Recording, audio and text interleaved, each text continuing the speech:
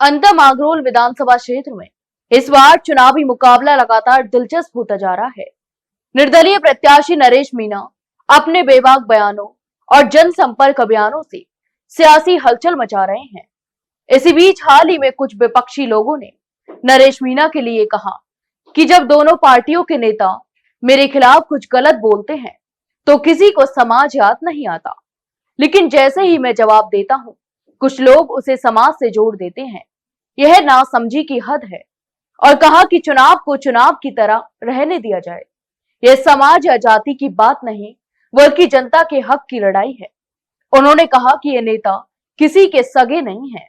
आज जिस समाज की बात करते हैं कल उसी को भूल जाते हैं। मैं जनता के लिए खड़ा हूं और जनता के हक की लड़ाई लड़ता रहूंगा। नरेश मीणा को लगातार क्षेत्रीय और राज्य स्तरीय नेताओं का जन समर्थन मिल रहा है।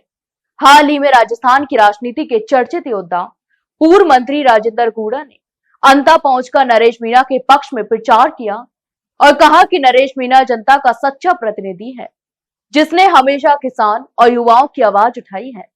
इन नेताओं के साथ नरेश मीणा ने जनसंवाद और जनसंपर्क कार्यक्रमों के माध्यम से मतदाताओं से सीधे जुड़ाव बनाया है और जनता से अपील भी की है कि वे इस बार जाति या पार्टी देखकर नहीं बल्कि अपने विकास और अधिकार के आधार पर वोट देंगे।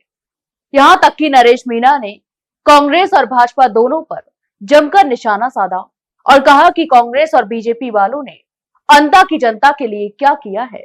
सड़कें टूटी हुई हैं, स्कूलों और अस्पताल की हालत खराब है, पीने का पानी तक उपलब्ध नहीं है, जनता परेशान है और ये लोग सिर्फ भाषण देते हैं।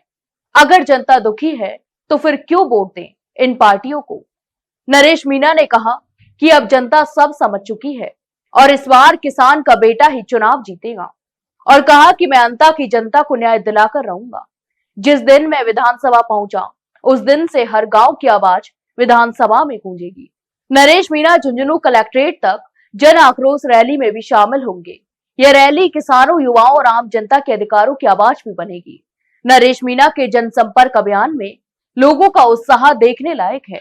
गांव-गांव में उनके समर्थन में जनसभाएं आयोजित की जा रही हैं।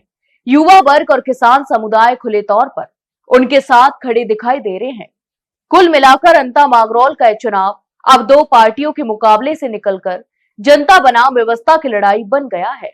नरेश मीणा का कहना है कि इस बार जीत सत्ता की नहीं जनता के सम्मान की होगी। तो आपकी इस पूरे मामले पर क्या राय है, हमें कमेंट बॉक्स में कमेंट करके जरूर बताएं। वहीं वीडियो को लाइक और शेयर जरूर करें और हाँ, चैनल को सब्सक्राइब करना ना भूलें। फिलहाल के लिए इतना ही, जल्द मिलते एक नई जानकारी के साथ। तब तक के लिए नमस्कार।